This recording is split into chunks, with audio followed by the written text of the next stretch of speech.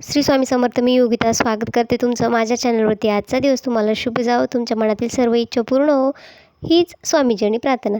तर आज आहे ना आपण एक रेसिपी बघणार आहोत आणि शेतातील जो व्हिडिओ आहे तो तुम्हाला आज बघायला भेटणार आहे. तर इथे मी कारलं करणार आहे. तर कारलं आहे ना मी आदल्या दिवशीच जे आहे ते मस्त छान असं कट करून घेतलं होतं आणि त्याच्यामध्ये मीठ टाकून ते मिठामध्ये छान असं मुरजून दिलं होतं.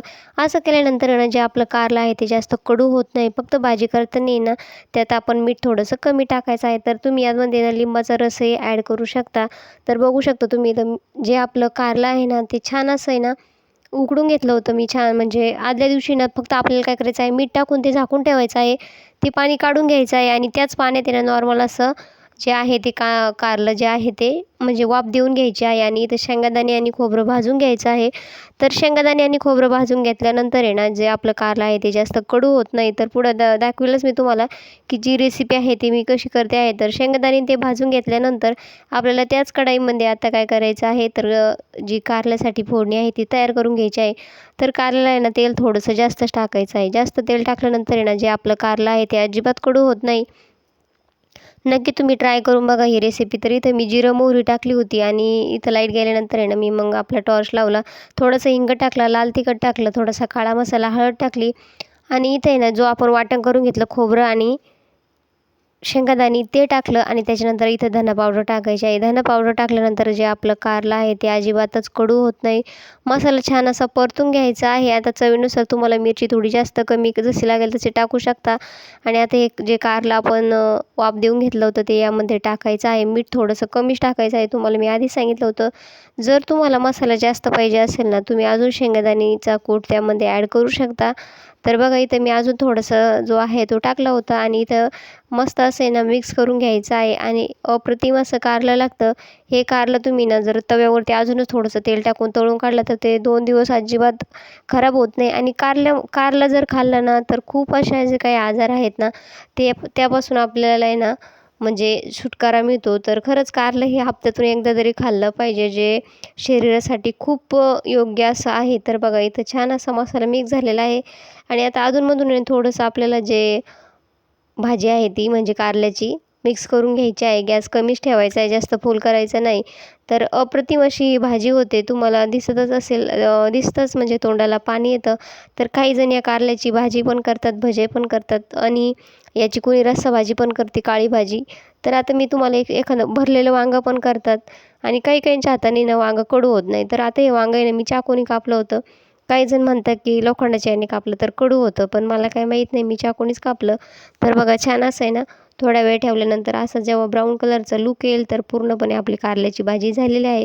तर तुम्हाला कारल्याची भाजी कशी वाटली तेही मला कमेंट करून सांगा आणि तुमची कारल्याची भाजी करण्याची पद्धत कशी असते तेही मला सांगा. तर चला इथं फायनली भाजी तयार झालेली आहे. तर सकाळी मुली शाळेत निघाल्या होत्या, पण त्याच्या आधी ना जे घट आहे आता नवरात्र आलेलेच आहे. तर त्यासाठी हे जे काका आहे म्हणजे आमच्या गावाजवळच असतात, तर तेच येतं कायम घट घेऊन. तर आज बाजार पण होता. बाजाराचं ते म्हणजे बाजारात बसायला पण आले होते आणि इथं घ्यायला पण आले होते. तर 25 रुपयाला काय त्यांनी असे घट दिले. तर इथं काकांनीच घट घेतले होते. तर 4 घट घेतले होते आम्ही. तर मळ्यामध्ये आम्हाला प्रत्येक देवापाशी बसावे लागतात. तर बघा आणि याच्यासाठी ना ते भरपूर आधीपासून मेहनत करतात आणि इथं आपण मार्गेजिंग करतो की एवढ्याला द्या, तेवढ्याला द्या. पण त्यांचं कसं आहे ना आपलं संक्रांत, नवरात्र आणि दिवाळीच्या वेळेस पणत्या एवढाच सीझन चालतो आणि त्यात त्यांचं कमी जास्त करायचं म्हटलं आणि त्यामागं मेहनत पण खूपच असते. तर बघा इथं 4 असे गट घेतलेले आहे. तर आता पूजेचं साहित्य काही त्यांच्याकडं नव्हतं, तर आपण बाजारातून आणलेलंच आहे. तुम्हाला नेक्स्ट व्हिडिओमध्ये बघायला भेटेल. आणि इथं हे बघा कायमस्वरूपी तुम्हाला दिसतील की आमच्या गावाकडे आहे ना म्हणजे काय कुठं जास्त शक्यतो जायची गरज नाही. असं दारावरती जर आलं ना तर मस्त असं त्यांच्याकडूनच विकत घेतो आणि ₹2 त्यांचाही फायदा होतो आणि कायमचे असले म्हणजे थोडंफार ₹1-2 इकडं-तिकडंही होतं. तर बघा हे काका कायमच येत असतात. पण त्या पण आम्ही यांच्याकडूनच घेतो. तुम्हाला जर आधी व्हिडिओ असेल तर बघायलाच भेटेल आणि जवळचेच आहे ते, त्याच्यामुळं छान असं त्यांच्याकडं जे कोणतंही असेल पण त्या असतील किंवा काही आपले संक्रांतीच्या वेळेस जे सुगड असतील ते छान भेटतात. तर इथे ना पहिले हे काका आहे ना सायकलीवरती यायचे, आता त्यांनी छोटीशी गाडी घेतलेली आहे आणि त्यांचा मुलगा पण आहे ना काहीतरी म्हणजे आजारी आहे. तर त्याच्यामुळं ते दोघं जे म्हणजे दोघं नवरा बायको आहेत तेच मिळून हे असं काम करतात. तर बघा कष्ट ही तेवढीच असते आणि त्यामागं त्यांना मिळणारं फळही तेवढं छानच असतं. तर एवढ्या छान अशी त्यांनी गाडी घेतलेली आहे आणि आता त्या गाडीवरती ते विक्री करतात. तर इथे कालपासून आमच्याकडे हे जे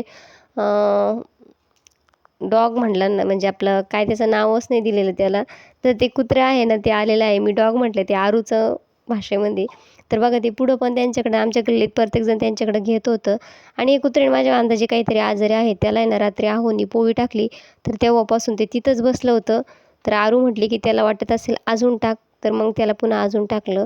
आणि नंतर संध्याकाळच्या वेळेस आम्ही मळ्यात आलो होतो. तर बघा पूर्ण इतका पाऊस झाला होता प्रमाणाच्या बाहेर, आणि पूर्ण म्हणजे जे पाणी तुम्हाला दिसत असेल, हे सगळं शेतातलं पाणी वाहून आलेलं पाणी आहे. त्याच्यामुळे ते असं झालेलं आहे. आणि बघा इतका असा पाऊस इथं चालू होता. पाऊस उघडला आणि पुन्हा ऊन पडलं. आता पावसाचा काय खेळ चाललेला आहे माहीतच नाही. जसा माणूस खेळ करतो ना कधी-कधी, तसा पावसाचा आता या दिवसात खेळ चाललेला आहे. तर बघा आता पूर्ण पाणी-पाणी झालेलं आहे आणि थोड्याच वेळात आहे ना पाऊस उडून गेला आणि खूप असं ऊन पडलं. आणि आपले कांदे लावलेले कांदे तुम्ही बघितलेच होते. तर बघा आता तुम्हाला मी ना कांद्याकडं पण घेऊन जाते. आता याच्यात आहे ना 2-3 दिवसाचा मिसमॅच व्हिडिओ झालेला आहे.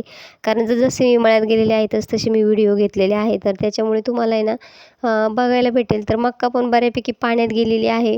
तर आता निसर्ग आहे, त्याच्यापुढे कोणाचंच काही चालत नाही. त्याला आडवे हात लावले तरी तो थांबणार नाही.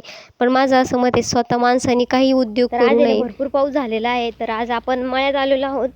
तर शेतकऱ्याला ना या अशा जे म्हणजे नैसर्गिक आपत्ती ना त्याचा सामना करावा लागतो. तर याचा फ्रंटचा कॅमेरा जरासा खराब आहे, त्याच्यामुळे तुम्हाला आहे ना ब्लर दिसेल. मी पाठीमागच्या कॅमेऱ्याने तुम्हाला दाखवते. पण एवढा पाऊस होऊन गेला, ऊन पाय किती पडलं.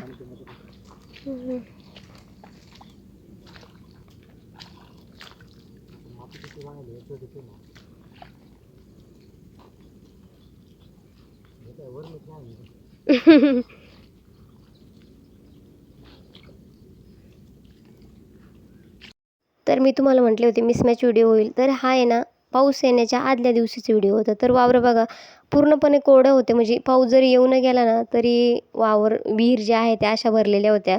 आणि वाफ्यामध्ये पण एवढं काही पाणी नव्हतं. म्हणजे पाऊस आला ना तर ते पाणी जिथल्या तिथं जिरून जातं. तर बघू शकता तुम्ही पूर्ण जे पाणी आहे ना ते इथं जिरलेलं आहे.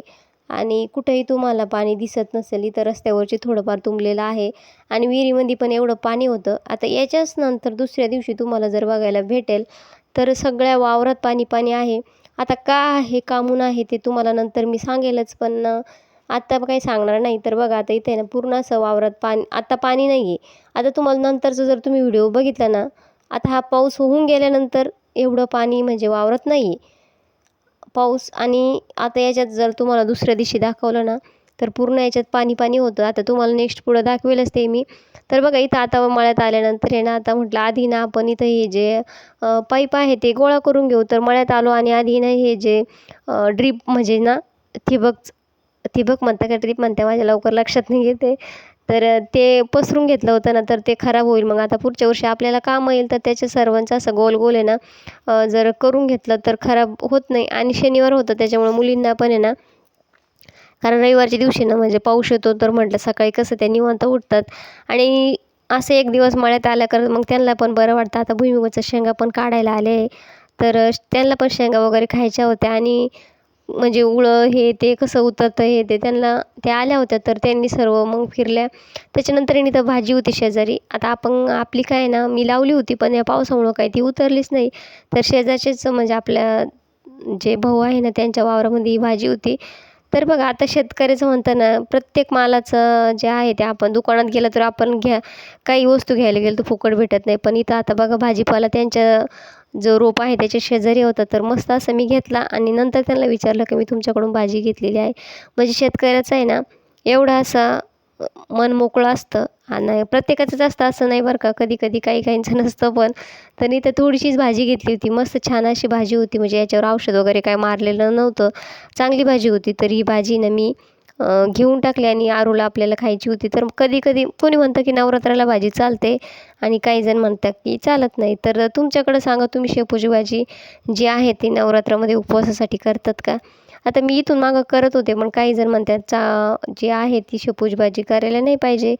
तर आता काय माहिती चालते की नाही चालते. पण मी आता तुम्ही जर मला कमेंट केली तर नक्कीच मी त्याचा काहीतरी म्हणजे जो आहे तो अनुग्रह घेण्याचा प्रयत्न करेल. आता नक्क काही जण म्हणजे आमच्याकडं पण काही करतात काही नाही करत. तर बघा इथं भाजी ना छान अशी भाजी घेतली होती, थोडी थोडी एक एक पानाचं जास्त नव्हती, म्हणजे पूर्ण उपटून घेतली नव्हती, एक एक पान अशी घेतली होती. आणि आता ती भाजी ना रस्सा भाजी करायची होती, त्याच्यामुळे काही जास्त लागणार नव्हती. तर इथे ना आपण कांदे लावले होते, तर आहोंचं चाललं होतं की आपण किती कांदे लावले ते मोजायचे आहे म्हणून. तर इथं आहे ना मी भाजी घ्यायचं काम चालू होतं. आता सगळं राऊंड जे आहे ते ठिबकचे करून झाले होते. आणि इथं आहे ना आहोंनी टेप वगैरे जे माप आहे ते घेतलं, म्हणजे किती वावर किती गुंठे बसतं काय, आणि पूर्ण इथं वावर पण मोजून झालं होतं आणि भाजी पण घेऊन झाली होती. तर बघू शकता तुम्ही संध्याकाळचं मस्त असं वातावरण झालेलं आहे पाऊस गेल्यानंतर, आणि जे पिकं आहे ते पण छान झालेले आहे. तर आता पावसाने एवढा वैताग आणलेला आहे ना, त्याच्यामुळं इकडं माणसात भांडणं व्हायला लागलं म्हटलं तरी चालेल. कारण लोकं पावसाचा वरचा पाऊस सहन करू शकते, पण आजूबाजूचं पाणी मात्र काही सहन करू शकत नाही, तिथं कोणी का असेना. तर या पावसामुळं आता जास्त भांडणं लागायचे काम झाले आहे. त्याच्यामुळे त्यांनी काय आता आहे ना येऊ नये, आणि आला तर मग आहे ना थोडं मापात आला तर बरं, नाही तर जास्त आला ना तर सगळं शेतकऱ्याचं नुकसान होतं. आणि त्या नुकसानाला आहे ना सामोरे जाण्याचं जे आहे ते सामर्थ्य प्रत्येकाकडं नसतं. आणि इथं कसं आहे ना, आता तुम्हाला माहीतच आहे आपण रोप कशा परिस्थितीत आणलं होतं, काय आणलं होतं, किती आपण हालाखीचं हे केलं. आणि ती लागवड करायची म्हटलं तर आपल्याला 15,000 ते 20,000 रुपये खर्च आलेला आहे. आणि त्यात जर असं नुकसान झालं तर म्हणजे ते मग आपण म्हणतो की शेती आहे ती केली पाहिजे, पण त्यामागं आहे ना संकटं खूप असतात आणि संकट आणणारे पण खूप असतात. तर खूप शेतकऱ्याला आहे ना खूप जे आहे ते संकटांचा सामना करावाच लागतो. तर इथं आता आहे ना आम्ही जे राऊंड करून ठेवले होते ना ठिबकचे काकाने ते ना बांधून आणि गोणीमध्ये भरून ठेवले होते. आणि इथं आरू शेंगा खायचं काम चालू होतं. मी तिला भुईमुगाच्या शेंगा आणून दिल्या होत्या. तर आता भुईमुग हे आपल्याला आहे ना आता नवरात्रामध्ये काढावंच लागेल. कारण तोही तिथंही आपल्याला कांदे लावायचे रोप लागणे आले, पण ह्या पावसामुळं. तर बघू शकता तुम्ही आता आगल्या दिवशी आपण आलो तिथं काहीच पाणी नव्हतं, पूर्ण वाफे कोरडे होते. आणि आपण म्हणजे संध्याकाळी घरी गेलो. घरून आल्यानंतर एवढं असं पाणी आपल्या वावरामध्ये होतं. बऱ्यापैकी कांदे जे आहे ते पूर्ण खसळून गेले होते, म्हणजे पूर्ण एकही जो वाफ आहे त्याला अजिबात म्हणजे माती राहिलेली नाही आहे. तर बघा आता हे सगळं पाणी वरून येत होतं. तर इथे ना जे आहे ते दगडं वगैरे टाकलेले आहे. तर बघू आता किती पाणी